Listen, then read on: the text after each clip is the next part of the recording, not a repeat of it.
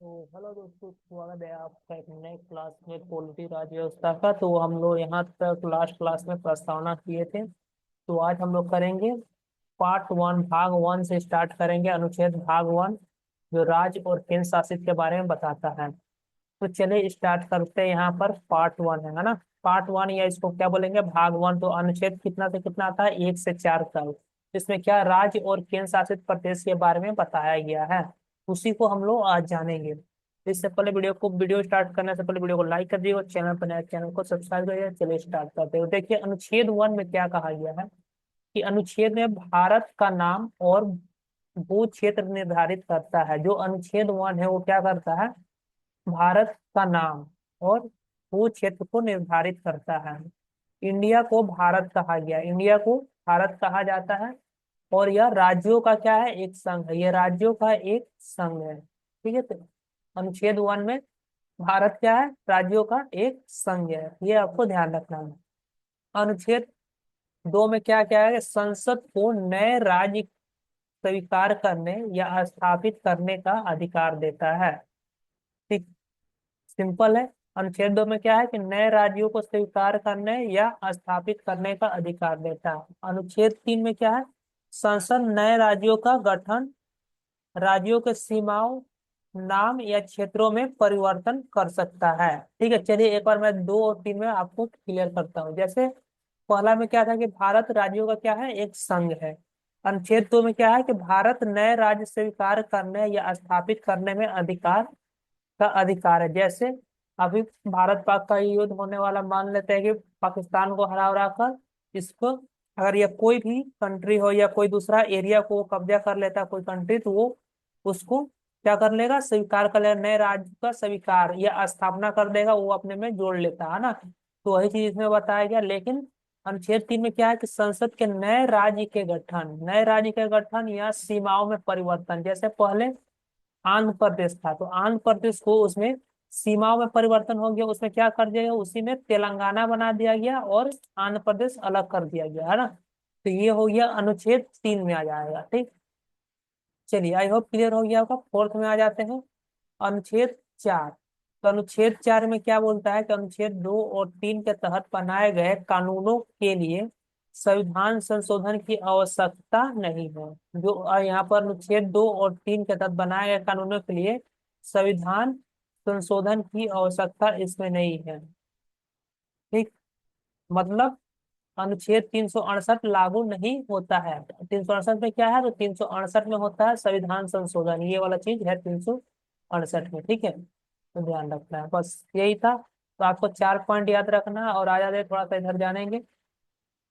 तो राज्यों का संघ, इसका मतलब क्या, भारत राज्यों का संघ है ना। न कि अमेरिका की तरह एक संघीय व्यवस्था है ना। अमेरिका क्या है, फेडरल फेडरल है ना। लेकिन ये भारत क्या है, राज्यों का संघ है। भारत राज्यों को संघ से या अलग होने या टूटने का कोई अधिकार नहीं है ना।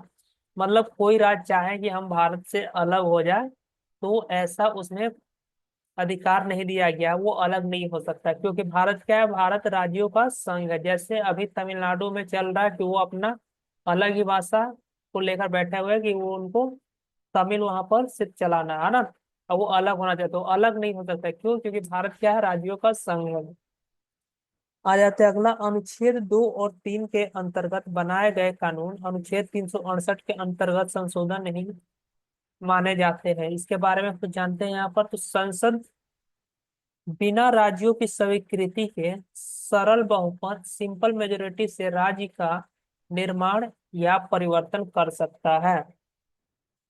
अगला, लेकिन यदि भारतीय भूमि किसी अन्य देश को दी जाती है, तो इसके लिए संवैधानिक संशोधन की आवश्यकता होती है। समझे, क्या बोल रहा है कि संसद बिना किसी राज्यों के स्वीकृति के, बिना किसी राज्य के स्वीकृति के सिंपल बहुमत, साधारण बहुमत से राज्यों का निर्माण या परिवर्तन कर सकता है ना। लेकिन जब वही बात आ जाएगा कि लेकिन जब भारतीय भूमि किसी अन्य देश को दी जानी हो, उस समय क्या होगा, तो वहां पर संवैधानिक संशोधन की आवश्यकता होती है। 368 के अंतर्गत, है ना। उदाहरण, 100वां संविधान संशोधन 2015 में भारत और बांग्लादेश के बीच भूमि का आदान प्रदान के लिए क्या किया गया था? 100वां संविधान संशोधन। तो ध्यान रखिएगा, ये वाला इंपॉर्टेंट है, ठीक है।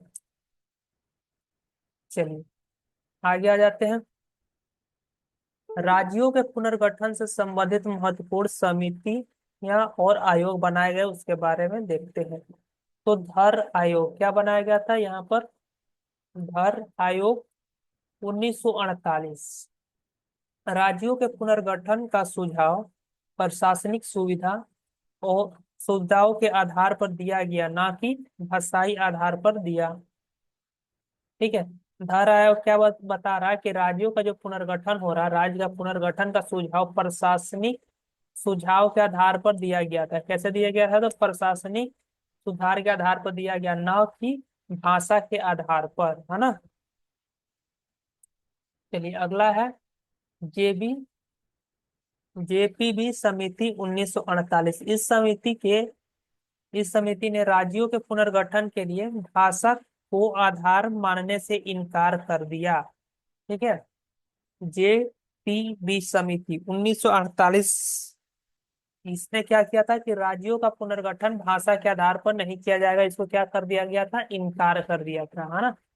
नहीं तो सभी राज्य बोलेंगे कि मेरे राज्य में सिर्फ यही भाषा चलेगी, तो ये तो गलत बात हो जाएगा। फिर कहीं एक राज्य से दूसरे राज्य कोई जा नहीं सकते, है ना, क्योंकि भाषा बोलने में फिर तो दिक्कत हो सकती है ना।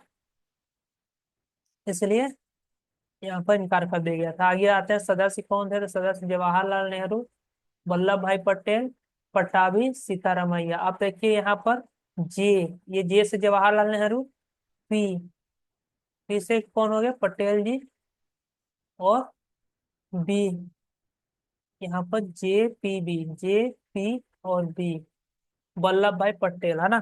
तो देखिए यहाँ से ये वाला हो जाएगा, जैसे वल्लभ भाई पटेल हो गया और यहाँ पर पी हो गया, है ना। तो जे पी इन्हीं के नाम पर यहाँ पर जेपीबी समिति रखा गया 1948। जवाहरलाल नेहरू, पी से क्या हो गया? पट्टाभी सीतारामैया, बी से वल्लभ भाई पटेल। ठीक।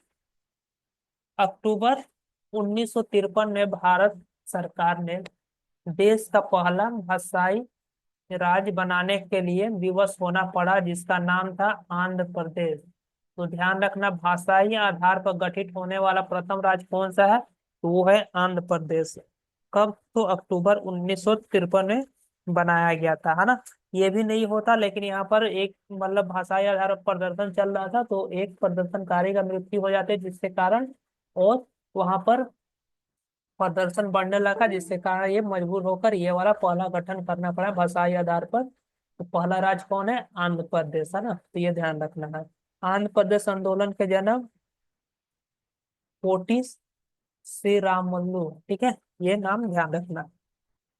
चलो ये हो गया। और आ जाते हैं यहाँ पर, देखते हैं फजल अली आयोग। अब ये तो हो गया समिति, अब कुछ आयोग के बारे में जान लेते हैं। फजल अली आयोग 1953 राज्यों के पुनर्गठन के लिए भाषा के आधार के रूप में स्वीकारा। भाषा को आधार के रूप में स्वीकारा था कौन? फजल अली आयोग 1953, जो कि कौन सा राज्य था? तो आंध्र प्रदेश। एक भाषा एक राज्य के सिद्धांत को अस्वीकार कर दिए थे, ठीक है, अस्वीकारा।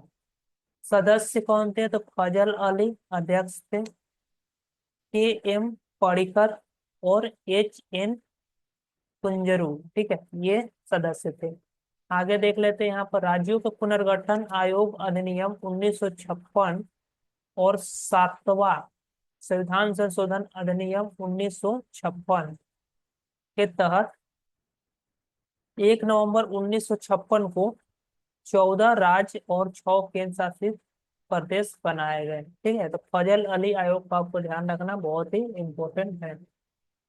चलिए, तो ये अपना हो गया 1956 के बाद बने राज्य एवं केंद्र समिति प्रदेश। चलो देख लेते हैं थोड़ा सा 1956 के बाद क्या क्या होना था इसमें। तो 1960 में कौन? महाराष्ट्र और गुजरात का विभाजन हुआ, मतलब दोनों राज्य बनाए गए, यहाँ से अलग कर कर महाराष्ट्र से विभाजित कर महाराष्ट्र और गुजरात यहाँ बनाए गए। 1961 में क्या हुआ, तो दादर और नागर हवेली को 10वें संविधान संशोधन द्वारा यहाँ पर ये बनाया गया। 1963 में नागालैंड, 1966 में चंडीगढ़, पंजाब और हरियाणा, ये तीनों बना 1966 में। और 1971 में हिमाचल प्रदेश, 1972 में मेघालय, मणिपुर, त्रिपुरा, ठीक है।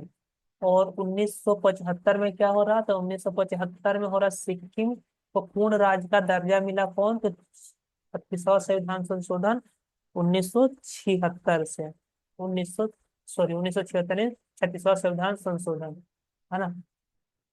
और 1987, है ना, 1987 में मिजोरम, अरुणाचल प्रदेश और गोवा, यहाँ पर गोवा के बारे में पूछता रहता। और 2000 में क्या हुआ, तो छत्तीसगढ़, उत्तराखंड और झारखंड।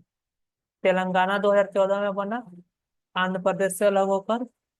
और यहाँ पर 2019 में जम्मू कश्मीर और लद्दाख को दो केंद्र शासित प्रदेश बनाया गया।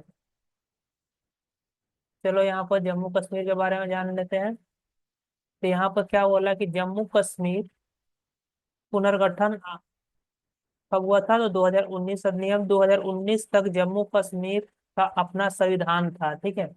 लेकिन अनुच्छेद 370 के द्वारा विशेष दर्जा प्राप्त था, जिसे हटा दिया गया। तो यहाँ पर अपना कंप्लीट होता है भाग 1 से 4। अब नेक्स्ट क्लास में हम लोग करेंगे भाग 2, जिसमें 5 से 11 नागरिकता के बारे में पढ़ेंगे। ठीक है, तो वीडियो को लाइक कर दीजिएगा, चैनल को सब्सक्राइब करिए। मिलते हैं अगले वीडियो में। कैसा लगा वीडियो, कुछ सुझाव हो तो जरूर कमेंट में कर बता सकते हैं। चलिए मिलते हैं अगले वीडियो में।